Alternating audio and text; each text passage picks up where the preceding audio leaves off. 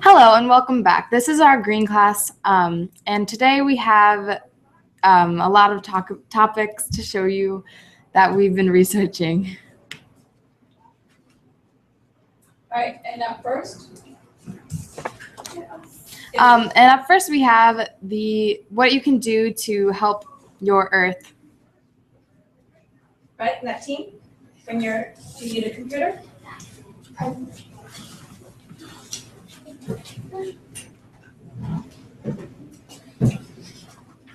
And plug it in over there.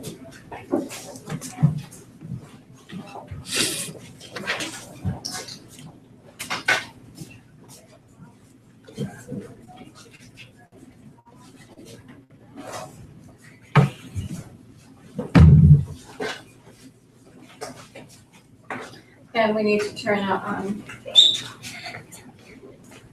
here. And we're going to plug it in right here. Do you need sound? No. Okay.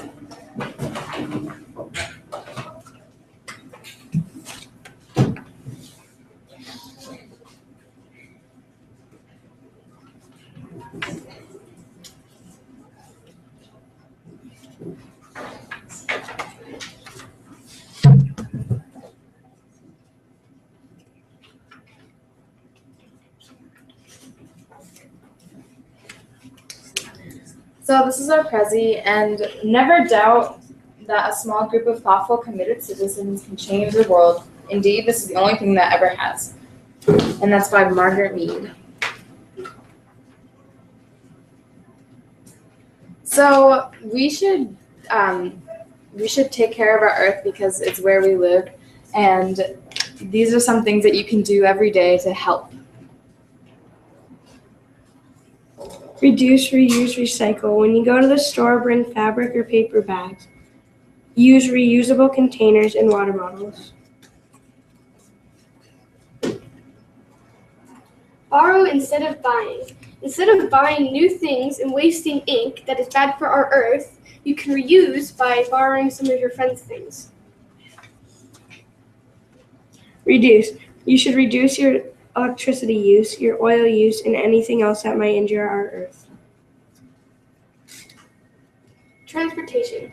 Whenever you want to get up, go somewhere, instead of using your car, you can take your bike, the T or the train, the hourly bus, your scooter, or take a walk.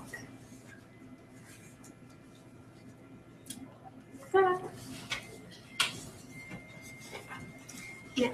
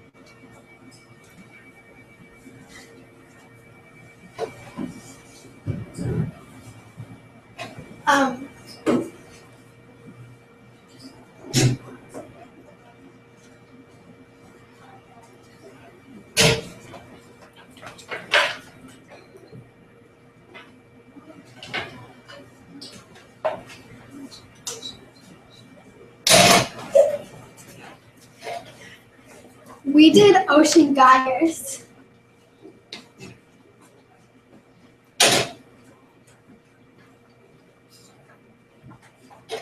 How does it affect ocean life and ships? Ocean gyres, they add toxins to the water. Animals get caught in the netting. They eat trash. And animals float on trash mounds the size of the country, Turkey, and it puts the ecosystem off balance. And if you didn't know what a ocean gyre is, it's like a big buildup of trash in the middle of the ocean. They block ship pathways, and it's like creating less food because so many animals are getting like poisoned and dying from all the trash. And we could get also harmed if we keep on eating this trash, or if the fish keep. What's the problem?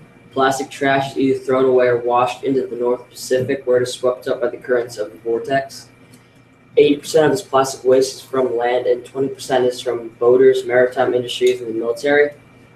American manufacturers admit to releasing 4 billion pounds of pollutants into the air annually. Fish eat chemicals, and we eat the fish. Birds and turtles ingest large pieces of plastic.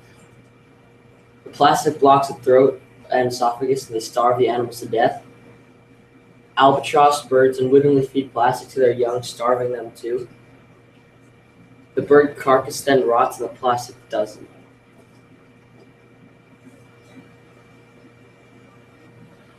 How are they formed? The Coriolis effect like pushes the water together, and it like connects all the trash. And the northern and southern hemisphere both have trash, and it's like pushed together in like a big pile. And whenever trash is like dumped into the ocean, it finds its way to a gyre from the currents and stuff. And once trash is like together, it kind of like stays together, and separate. Types of gyres. There's 3 types of gyres: tropical gyres, subtropical gyres, and subpolar gyres. The tropical gyres form near the equator, and the Coriolis effect doesn't have an effect on them. Subtropical gyres happen in high pressure places, and that's where most of the gyres are. And subpolar gyres form in polar regions, and they form in low pressure places. What's in the gyres? So in the gyres, there's plastic bags, rope, traffic cones, fishing nets, toothbrushes, cloth, lobster cages, tires, and 100 million tons of plastic is in the ocean gyres, and 80% of the trash is coming from land. What are they? There are 5 major gyres in the oceans. The Great Pacific Gyre is 2 times the size of Texas. It's roughly between Hawaii and the coast of California. Currently, there is 11 million tons and growing of plastic in the oceans. 220 billion pounds, and it covers 5 million square miles of ocean. And the main gyre, the biggest gyre, is 700 miles northeast of Hawaii and 1,000 miles off the coast of California. What else is getting into the ocean? There are small particles and things like hand soap, shampoo, conditioner, body wash that get into our ocean when it goes down like our drains after we wash our hands or take a shower. When these particles get into the ocean, they poison the fish and the sea life. When these sea life are poisoned, we eat them. And this could possibly affect our health and stuff. And these are nano-sized little particles that are going down, so it could easily get transferred from the fish to us without them seeing anything wrong with the fish.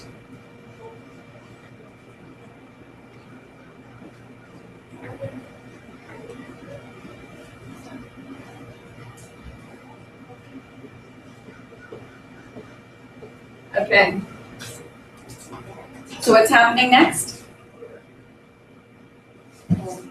I think we have things on the iPad. So come on up.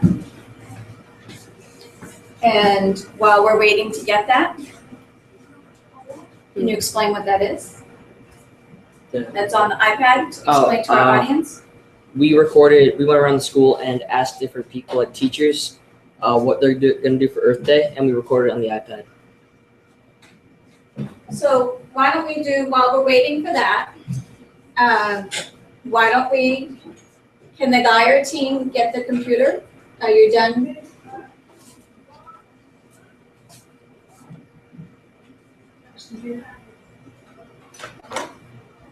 Great. And the next team, why don't you go up and we'll play the interviews a little bit later, okay? You ready? Okay, go ahead up, plug in.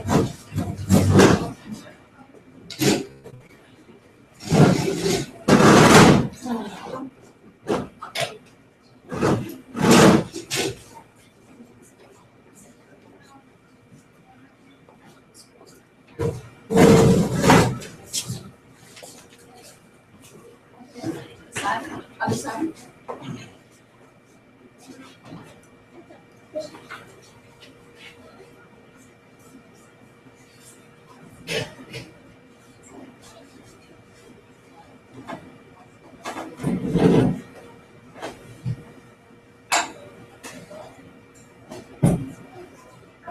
All right, can someone introduce what you're talking about? It's not really good to have silence. Okay, so for our Earth Day presentation, we are doing, animal extinction. Alright, so.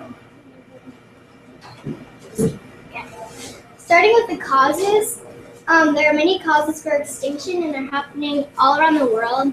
And some of the examples are climate heating and cooling, changes in sea level and currents in the ocean, and also tides, things that have to do with outer space and cosmic things. And something rare that causes it is acid rain and a lot of diseases.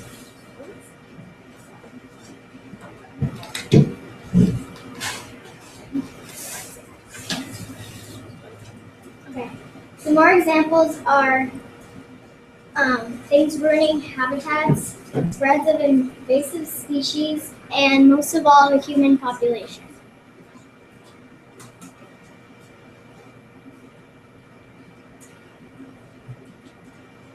Okay, what happens after extinction is the entire food chain of that animal is disrupted, and animals have to change their diet, and if that animal becomes extinct, then there are empty habitats and other animals can overpopulate.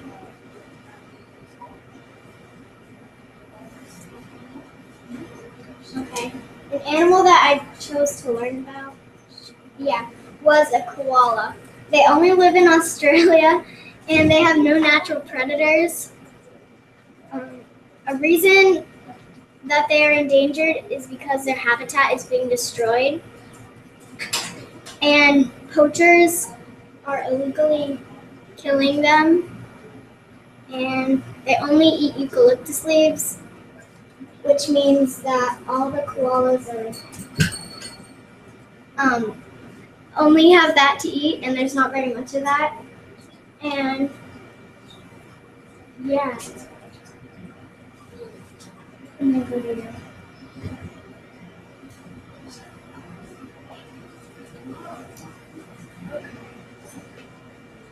Thank you.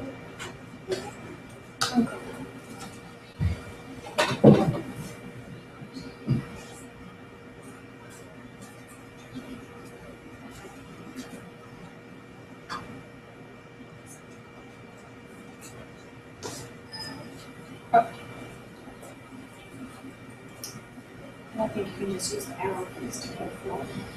Okay.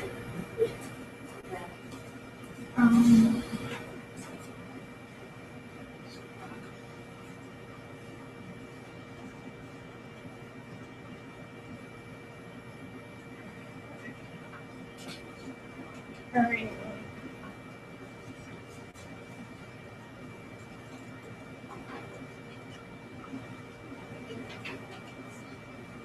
Alright, so for my presentation, I chose to research the giraffe, and giraffes are becoming extinct and they're endangered because of poaching and habitat loss because of human population growth.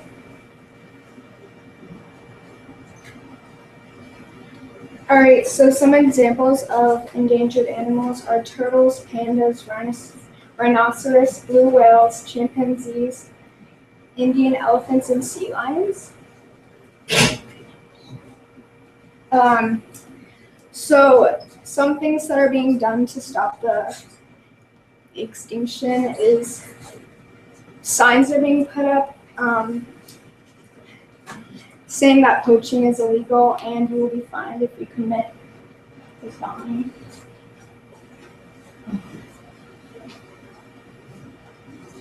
So why it's important to save endangered species is because we cannot attribute to the accelerating extinction of plants and animals and natural causes. And also, after an animal goes extinct, the entire food chain gets messed up and it's just not good.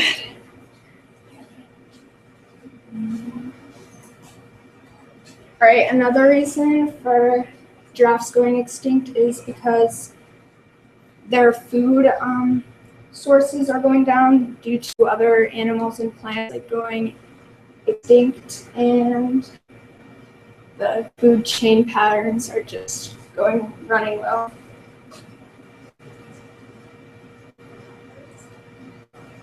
Okay, now for another example, the dodo bird.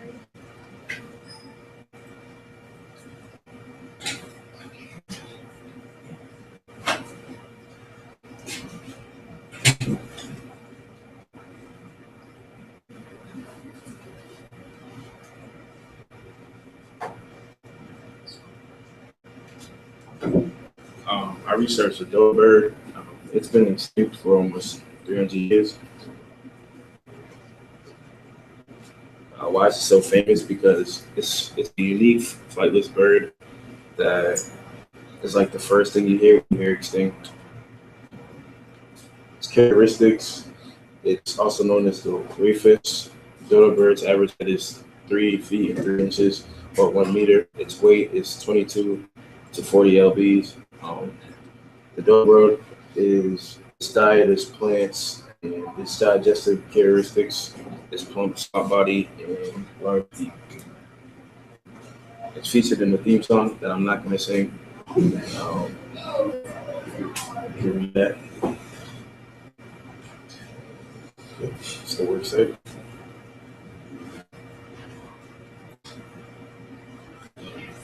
Seriously. Right, next up. You found it.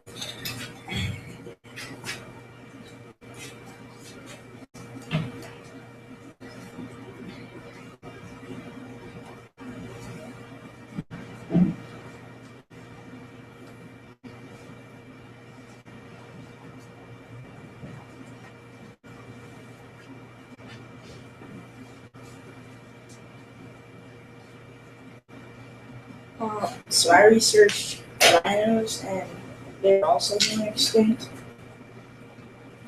And they're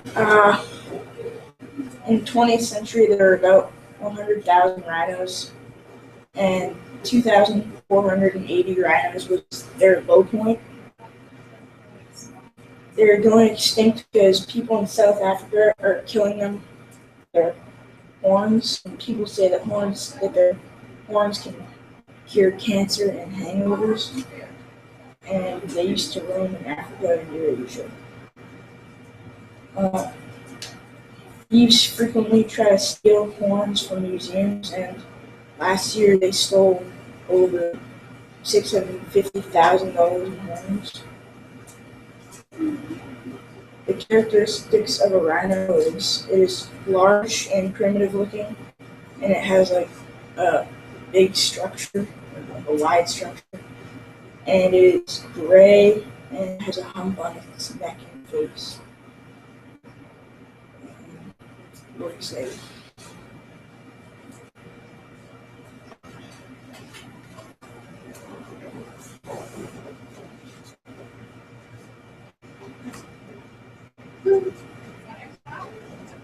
Okay. So what this class doesn't know is that there is a big delay on the webcast. So once we're done, we're seeing it live. but then the rest of everybody else is seeing it a little bit delayed. So our questions come in a little bit late. And we had a couple of, okay, but we had a couple of questions we want to go back to about the Geyers. And then someone wanted to sing that song. Can I sing All right, you want to go up? Yeah. So just a bit question. We had a question in the chat room that said, what countries are the worst offenders of ocean pollution? And it was China and Indonesia.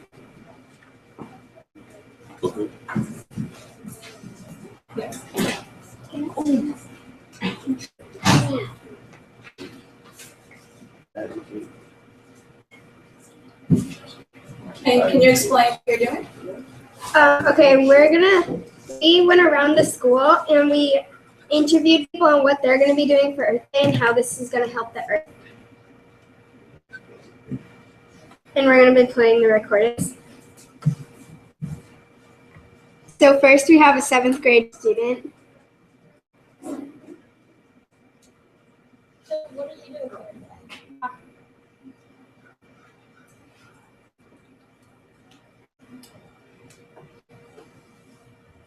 So what are you doing for Earth Day? I'm going to reduce my shower time because it usually takes me like 20 minutes to take a shower. And how is this going to help Earth? It's going to reduce energy that it takes to heat my shower. Next we have another teacher, or we have a teacher. So what are you going to do for Earth Day? Oh, I have a special plan for Earth Day this year because I have 2 boys that are 31 and 34. And on Earth Day, when they were both under 5, we planted a pine tree in our backyard. It has gotten humongous. It's way out of control. So I'm going to ask them to prune it, to keep it healthy, and to keep it exchanging what needs to exchange with the air and provide shelter for birds. So that's sort of what my plan is. I'm not sure they're going to be happy about it, but because they'll be. And how is that going to help the Earth? Well, I think it provides homes and shelters. I know that there have a hutch of rabbits under it. There are numerous birds' nests in it. And I do think it provides shade, coolness for my yard, and privacy. So that's what it provides me, but as far as an exchange, oxygen in the air. And Here we have another 6th grade student. So my name is Chase. What are you doing for Earth Day? I'm gonna clean my yard and just get rid of all the leaves and just mow the lawn. Great. Now, how do you think that's going to help the Earth? Just get rid of everything, put it back on the ground. It's gonna help everything. It's gonna help everybody. Right. Next we have our principal. What are you going to do for Earth Day? So we're going to work on cleaning up the exterior of the building and the property so that we don't have trash either blowing around or just here, which is definitely not attractive and certainly not good for the Earth. How is this going to help the Earth? Well, I think that we have to be more careful with what we leave around and the effects it's going to have on the ground, on the whatever area that we're living in. And I think it helps health, and it certainly helps the Earth as a whole. Now we have another teacher. What are you going to do for Earth Day? I am going to join my local town in a cleanup effort to clean the parks and the sides of the road. And how will that help Earth? Because it's going to be picking up trash that can potentially cause harm to the earth. All right, thank you. Next we did librarian. So what are you going to do for Earth Day? Okay, all day on Earth Day, I'm going to be out in the garden at school and working with all the groups of kids that come out all day long to clean it up and get it ready for spring. And how will that help the Earth?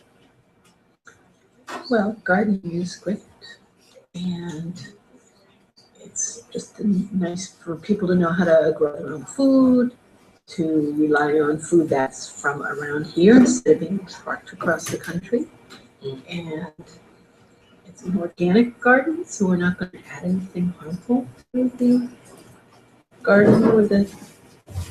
And lastly, we have our nurse, Miss Smith. Okay, what are you gonna do for Earth Day? Well, I have been thinking, and the other day I took my dog for a walk around our neighborhood and noticed a lot of trash in the woods, a lot of beer cans and plastic things, and I'm going to put on my rain boots, and when the weather's nice, I am going to pick up some of that trash because it's right next to my home as well. So. How is that gonna help the Earth? Well, it will help animals. I don't want animals getting a hold of any of the plastic pieces and harming themselves with it. Those were all our recordings.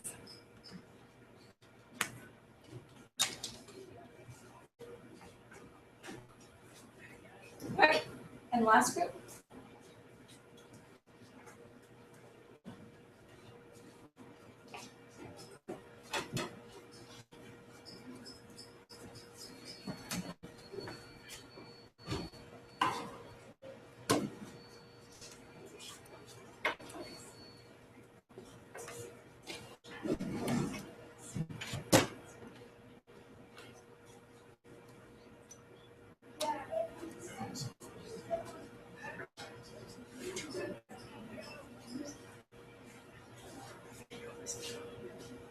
So we did a Prezi for our group. On Google Xera, actually. And the person who created Earth Day was named Gaylord Nelson. Gaylord Nelson helped. He chose a date so that everyone could participate in the Earth Day. Gaylord died July 5th, 2005 because of a heart attack. In 1973, Congress passed the Endangered Species Act, which helps protect the animals in their habitats.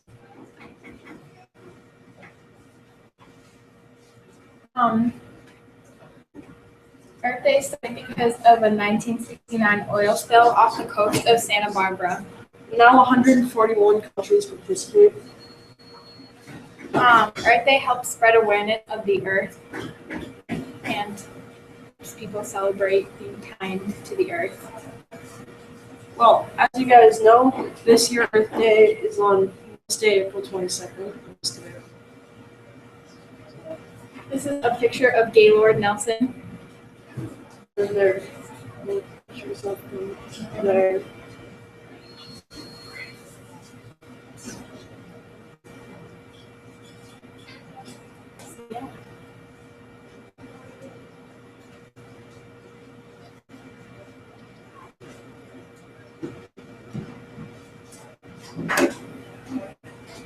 Okay, we have the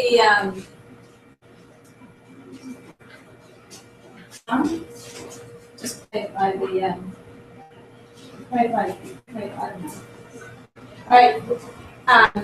When we're webcasting, it's good not to have no sound going on because people then wondering if things are going wrong. So we have we were actually able to find the Dodo song, so we'll play that.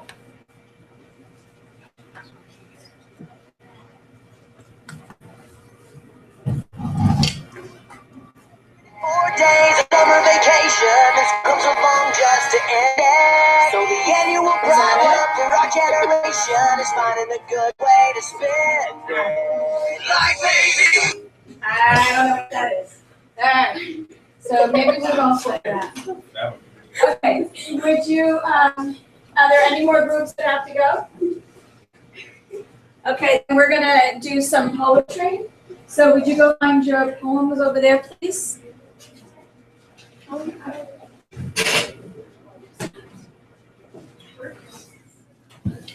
Yep, we need some poems. People read poems.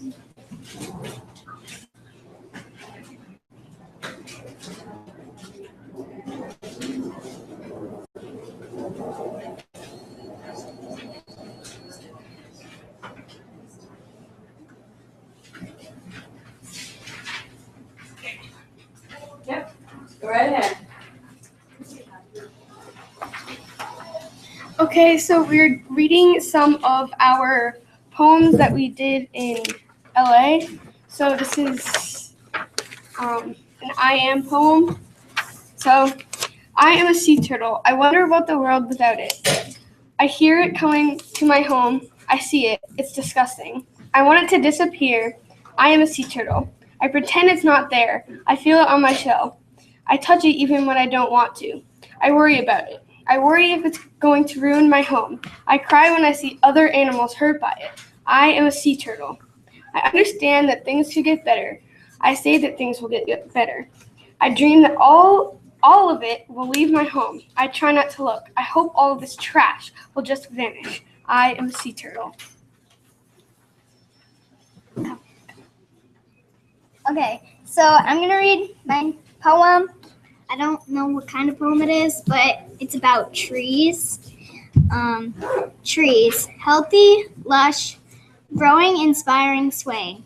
Pine, maple, evergreen, birch, towering, blooming, shedding, exquisite, priceless trees. Okay, I'm gonna read a poem about air.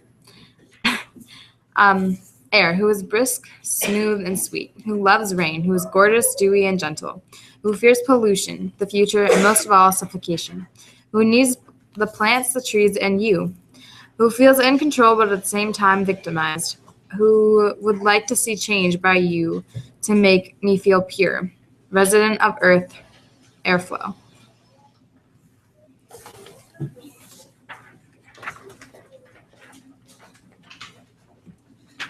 Okay, I'm going to be reading an I am poem.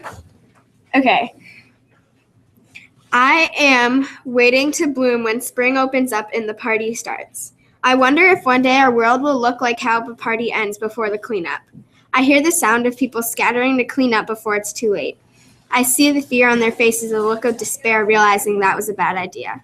I want to help change, make a difference in the way they are feeling like they are doomed. I pretend it does not bother me when I know it does bother everyone. I feel worried if we don't do something soon, it may be too late. I touch the world around me, pretending I don't feel it, trying not to collapse. I worry we only have so much time before we can't make a change. I cry when I hear the word destruction and devastation. I am one of the people who will be making a change and putting the ideas into action.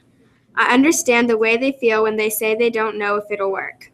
I dream everything will work out in the end and they won't be caught in too big of a mess. I try to change the help and encourage people to pitch in. I hope everyone does their part to help clean up their mess in the party and help others. I am a change waiting to bloom when spring opens up and the party starts.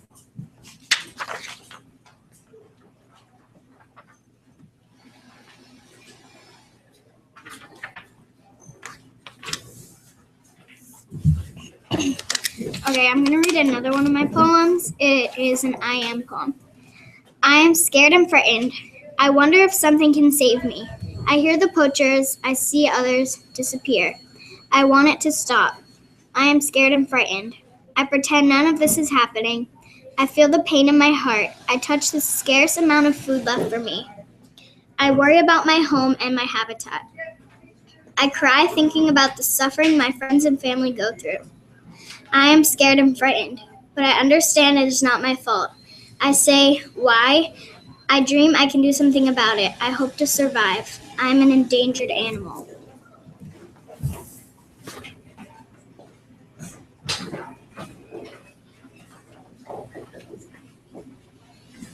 I'm going to read another poem of mine.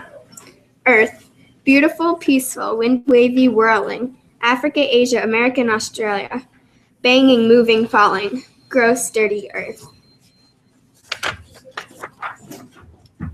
Okay, I'm going to read just a short poem about pollution. So,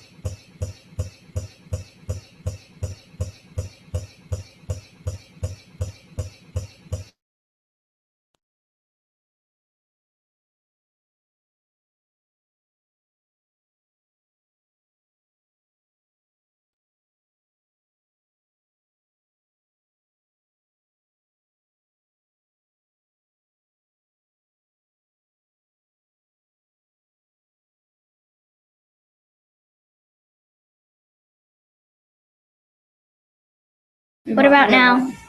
Yeah? Okay. Yay. Okay, so this is not my poem, but I'm going to read it anyways. I'm an ocean gyre. Gooey trash floats to my stack of trash every day. It's expanding rapidly, and it's approaching to be the size of Texas. It smells awful and kills many animals every day. People throw cans and plastic bags in the water, not even caring.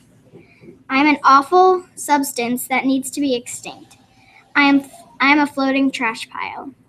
I hope pollution could go. Every day I wake up to pollution filling up the air. It gives me headaches. It smells of a sweaty, greasy dog. I have to put a mask on to not die of gases. I've lost half of my fam of infected pollution. I've caught deadly viruses from it. I hate pollution. These terrible gases rot. Thank you. All right, do we have any other poems?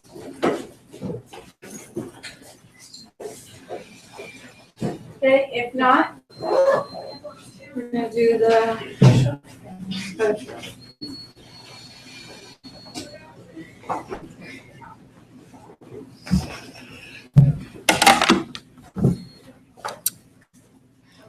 You've been listening to the 7th grade green class. Next up, the 7th grade yellow class.